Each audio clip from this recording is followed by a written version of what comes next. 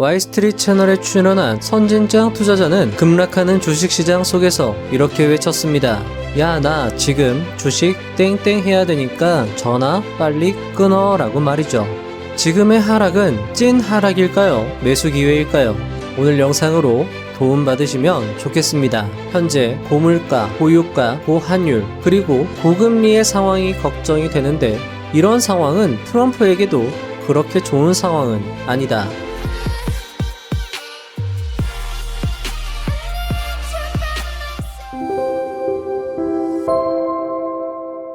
안녕하세요. 부자의 선입니다. 매주 수요일 실전 영상을 찾아주신 여러분 환영합니다. 오늘은 주식시장이 연 이틀 급락 중인 상황에서 우리는 어떻게 대응을 할 것인가? 과연 투자 전문가, 고수들은 이 급락을 어떻게 생각하고 있는가? 총정리하여 말씀드리는 시간을 갖도록 하겠습니다. 일단 오늘 영상은 기본이 되는 3개의 영상, 그리고 그 밖에 다양한 유튜브 영상을 참고하여 제작하였음을 말씀드립니다. 일단 결론부터 말씀드리면 다수 전문가, 고수들이 말하는 공통된 의견은요. 첫째, 함부로 예단하지 말자. 함부로 대응하지 말자. 둘째, 단기간에 크게 상승했으니 크게 하락하는 것 가능하다. 셋째, 펀더멘털에는 크게 문제가 없다. 넷째, 트럼프의 의도, 자충수가 될 수 있다로 요약할 수 있는데요. 일단 전문가들의 이야기를 차근차근 들어보신 다음에 또 뒤에서 설명을 드릴 거고요.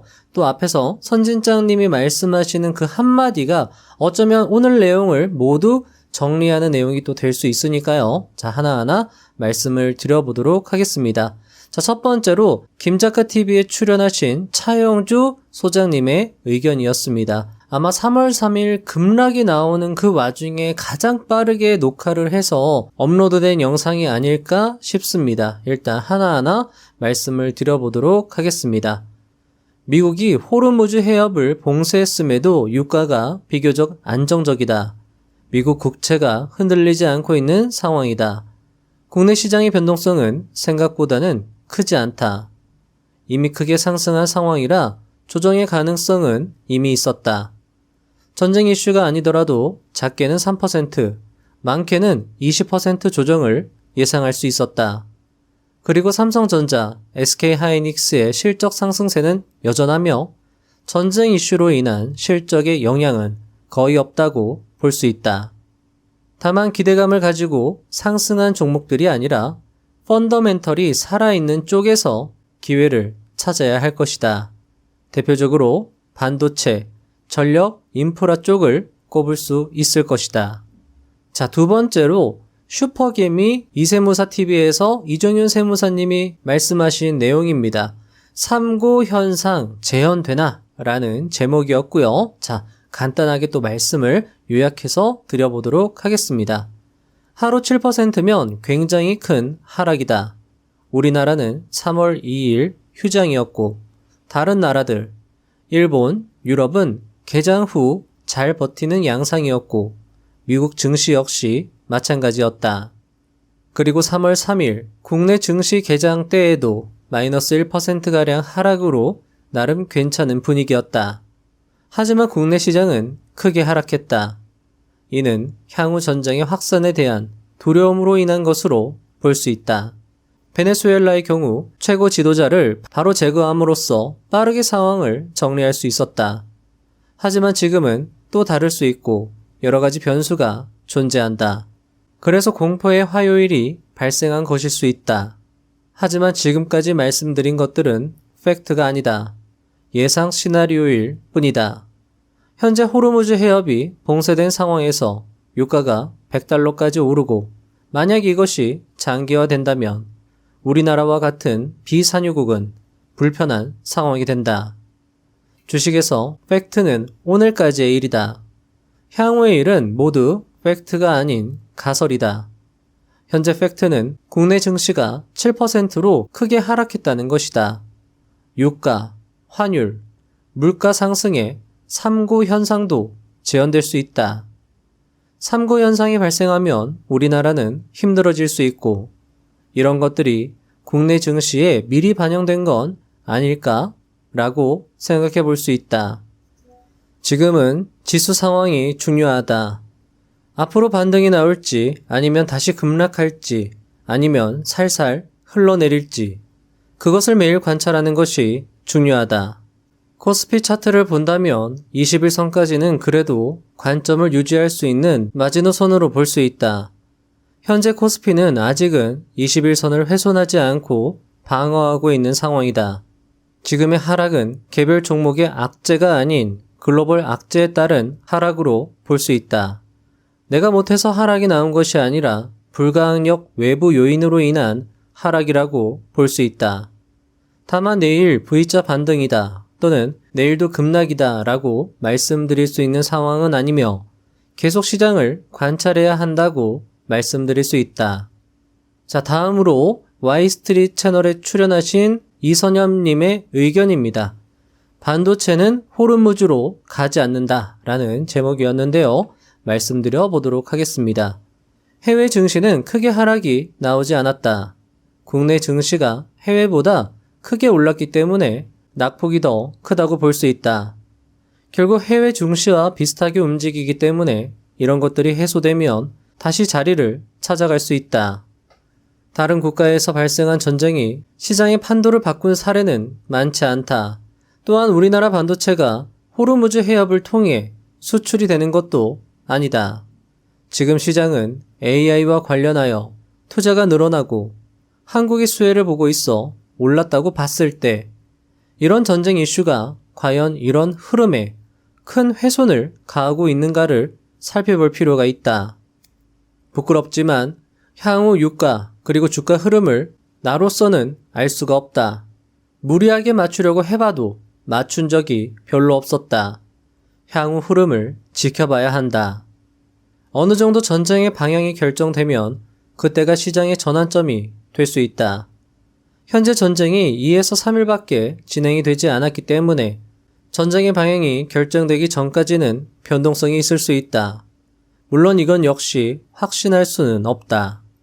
현재 고물가, 고유가, 고환율, 그리고 고금리의 상황이 걱정이 되는데 이런 상황은 트럼프에게도 그렇게 좋은 상황은 아니다. 이런 전쟁이 트럼프가 중간 선거를 목적으로 일으킨 것이라면 이런 상황을 유지하는 것 자체가 트럼프에게 좋지 않으므로 이런 상황이 생각보다 장기화되지 않을 것이라고 생각하는 것이 상식선의 생각일 수 있다. 우리보다 트럼프에게 더 큰 문제일 수 있다. 정부에서 계획하는 100조 원의 시장 안전 프로그램은 안전판이 될 것인가? 라는 질문에는 안전판이 된다라기보다는 안전판이 작동되기 그 이전에 트럼프가 먼저 조치를 취할 수 있다고 답하고 싶다. 다만 전쟁 발발 2에서 3일밖에 안 지났는데 이후 흐름을 예상하는 것은 위험할 수 있다. 지금은 팔짱 끼고 상황을 예의주시하는 것이 적절할 수 있다. 자, 여기까지 전문가 고수분들의 의견을 종합해봤습니다. 자, 아무래도 이분들 하시는 말씀을 들어보면 굉장히 조심스럽게 말씀을 하셨고요. 하지만 그 조심성 속에서도 어떤 의도를 엿볼 수 있었습니다. 넘어가 본다라고 하면 일단 함부로 예단하지 말자라고 말씀하신 건 공통된 의견이었고요. 이것도 마찬가지죠. 단기간에 크게 상승했으니까 크게 하락한다. 하지만 펀더멘털에는 크게 문제가 없다. 그리고 트럼프의 의도가 어떻게 보면 요게 그냥 딱 들었을 때 요게 좀 설득력이 있다라고도 보여집니다. 왜냐하면 전쟁 상황이 길어지면 미국 입장에서도 그렇게 좋은 상황은 아니고 게다가 미군이 지금 목숨을 잃는 경우가 발생하고 그것이 또 계속 커지다 보면 미국 국민 입장에서도 트럼프에 대한 지지율이 낮아질 수 있거든요. 트럼프가 그걸 분명히 생각하고 있을 거다라는 겁니다. 그렇기 때문에 뭔가 트럼프가 의도가 있었고 그런 의도로서 전쟁이 발생했고 그런 의도가 만약에 해소가 되면 전쟁 역시나 해소가 될 것이고 그 전쟁의 어떤 해소가 되는 이슈가 발생되면 시장은 다시금 반등이 나올 수 있겠다. 이게 전문가들의 의견이었고요. 펀더멘털 역시 지금은 훼손되지 않았다. 호르무즈 해협이 현재 봉쇄가 되고 있지만 그게 삼성전자, SK하이닉스의 반도체 수출에는 영향이 그렇게 크지는 않다. 물론 영향이 아예 없지는 않겠지만 그게 본질적인 가치를 훼손하지 않는다. 이렇게 말씀을 하셨다 정도로 정리를 할 수 있고요. 자, 선진장님은 아마 요 영상이 오늘 아침에 녹화가 된 걸로 생각이 됩니다. 오늘 아침에 선진장님은 전화를 받고 나서 이렇게 말씀을 하셨어요. 지금 나 주식 매수해야 되니까 장 끝나고 다시 연락하라고 말씀하셨고, 장 끝나고 나서 어떻게 매수했느냐라고 물어보니까 이렇게 대답하셨습니다. 삼성전자는 이미 많이 가지고 있어서 SK 하이닉스가 너무 많이 대차 거래소 시간에서 빠진 것 같아서 추가 매수를 했고, 내가 할 수 있는 모든 것을 다 했기 때문에 이제는 여한이 없다. 내일 떨어져도 어쩔 수가 없는 거다. 이제 나는 다 매수했다. 이렇게 말씀을 하셨다라는 거죠. 물론 이런 것들, 전문가들 그리고 고수들의 말이 무조건 맞는다라고 할 수는 없습니다. 그리고 그런 의견들을 맹신해서도 안 된다라는 거죠. 따라서 여러분들이 가지고 있는 어떤 기본적인 방향, 기본적인 원칙, 그걸 바탕으로 전문가들의 이야기를 들어서 여러분들이 전략을 세워보시면 어떨까, 이렇게 말씀드리고 싶고요. 자, 네 번째로 한번 요 이야기를 넣어봤습니다. 바로 혼마 문해이사와 제자와의 이야기 속에서도 여러분들이 좋은 통찰을 얻으실 수 있을 것 같은데요. 자, 제자가 이렇게 물었습니다. 바닥 가격이라고 생각을 했는데 가격이 더 떨어지거나 천장 가격이라고 생각을 했는데 가격이 더 오르는 경우가 허다합니다. 이럴 땐 어떻게 해야 합니까? 라고 혼마 문해이사에게 물어봤고, 다음으로 혼마 문해이사가 이렇게 답했습니다. 지금이 바닥 가격 혹은 천장 가격이라는 생각이 들더라도 한꺼번에 사거나 팔지 말고 몇 번에 나누어 매매하면 큰 실패를 피할 수 있습니다. 매도, 매수 모두 오늘 말고는 기회가 없다는 생각이 들면 마음이 조급해져 매매를 서두르기 쉬운데, 그런 마음이 들더라도 사흘 정도 기다려 보십시오.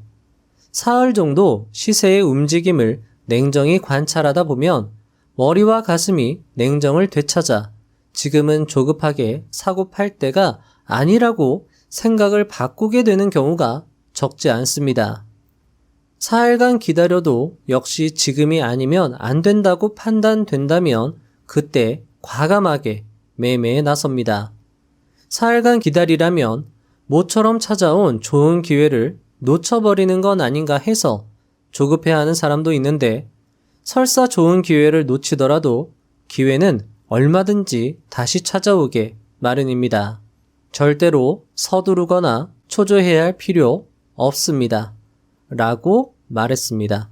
자, 그래서 만약에 여러분들이 정말 매도하고 싶다 라고 그런 마음이 든다라고 해도 이제 전쟁 발생하고 장 개시하고 이제 이틀 지났죠? 자, 그러면 이틀간 더 지켜보는 겁니다. 오늘이 수요일이니까요. 내일하고 내일 모레까지, 목요일, 금요일까지 지켜본 다음에 주말 동안 곰곰이 생각한 다음에 월요일날 여러분들이 투자 결정 내리시면 어떨까? 정말 매도해야 되겠다 라고 마음이 드시면 과감하게 매도하시고, 아니다, 내가 버텨야 되겠다 라고 생각하시면 어떤 행동을 하지 않으셔도 좋을 것 같고요. 아니면 매수해야 되겠다 라고 생각이 드시면 금요일 종가를 보면서 또 대응을 하실 수 있으니까 그런 식으로 여러분들이 대응을 해 나가시면 어떨까, 이렇게 말씀드릴 수 있을 것 같습니다.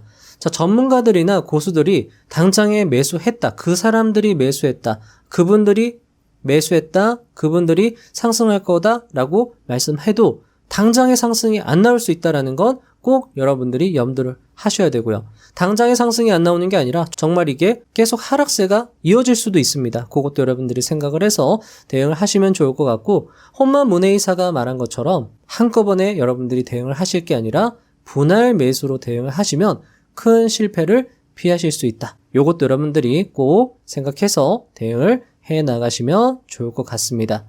자, SK 하이닉스 같은 경우에는요, 이때처럼의 어떤 큰 급락은 아니었지만 이때 당시에도 꽤 큰 하락세가 연출이 되었습니다. 이때 당시에도 상승하는 와중에 외국인 투자자들은 계속 매도했고요. 하락하는 그 와중에도 계속 외국인 투자자들은 강하게 매도세를 이어나갔습니다. 하지만 50일 이동평균선에서 횡보한 다음에 이렇게 고개를 들 때 요때 외국인 투자자가 다시금 진입했거든요. 그런 신호를 여러분들이 확인을 해서 지금 현재 SK하이닉스는 50일 이동평균선까지 떨어졌고 떨어지는 칼날을 당장에 잡을 이유는 없을 것 같습니다. 역시나 한 이틀 정도 더 지켜보면서 주가가 멈춤이 발생되었는지 아니면 추가적으로 더 하락이 나오는지 아니면 다시 반등이 나오는지 확인하고 대응을 하셔도 늦지 않을 것 같고요. 자, 현대차 같은 경우에는 이틀간 굉장히 급한 하락세가 나왔습니다. 이렇게 보면 단기적으로 M형 패턴, 고점 패턴 만들면서 하락하겠다라고도 생각할 수 있겠지만 월봉 차트로 보면 이 하락은요, 거래량이 굉장히 작습니다. 거래량은 주가의 신뢰도를 나타낸다라고 이야기를 하고 있기 때문에 이 하락 캔들의 신뢰도는 굉장히 낮은 거죠. 그렇기 때문에 단기적으로는 하락이 나와도 현대차 같은 경우에는 지금 역사적 거래량이 터지면서 역사적 전고점을 돌파했기 때문에 이런 경우에도 여러분들이 단기 하락을 어떻게 보면 좀 잘 이용해서 200일 이동평균선이나 이럴 때 대응을 해보시면 어떨까. 그래서 여러분들이 지금 주식시장을 떠날 게 아니라 계속 지켜보면서 가격이 멈추는 지점 또는 가격이 멈추는 지점에서 거래량이 어떻게 움직이는가 그런 것들을 참고하시면서 또 여러분들의 기준과 원칙으로 대응을 해 나가시면 어떨까 이렇게 말씀드리면서 오늘 영상 마무리하도록 하겠습니다. 자, 그럼 다음 주 실전 영상으로 다시 찾아뵙도록 하겠습니다. 감사합니다. 부자가 되는 지름길로 저와 함께 달려가시죠. 다시 말해서 우리가 원하는 일이 이루어지는 겁니다. 그렇기 때문에 원하는 일을 고민해 보시면 그게 바로 미래입니다. 이유는 여러분이 원하시기 때문에 그쪽으로 에너지가 흐르는 겁니다. 욕망하기를 멈추지 마십시오. 애초에 멈출 수도 없습니다. 욕망이란 나의 존재가 좀 더 안정되게 유지되길 바라는 소박한 마음에서 내가 소멸한 후에도 나의 존재가 잊히지 않기를 바라는 본능에서 나의 자아가 같은 종의 다른 개체들에게 존중받고 영향력을 가지길 바라는 무한한 욕심에서 뿜어나오는 것이니까요. 우린 결코 욕망하기를 멈출 수 없습니다. 그렇다면 욕망은 당위이자 내 존재의 설명이자 나의 욕심이기 때문에 멈출 수 없습니다. 그 욕망을 하세요. 그 욕망을 하나의 선으로 이으면 나의 생애의 소수의 원이 될 수 있기 때문에 그만큼의 선명한 선을 만드는 작업들이 일상이라고 저는 믿고 있습니다.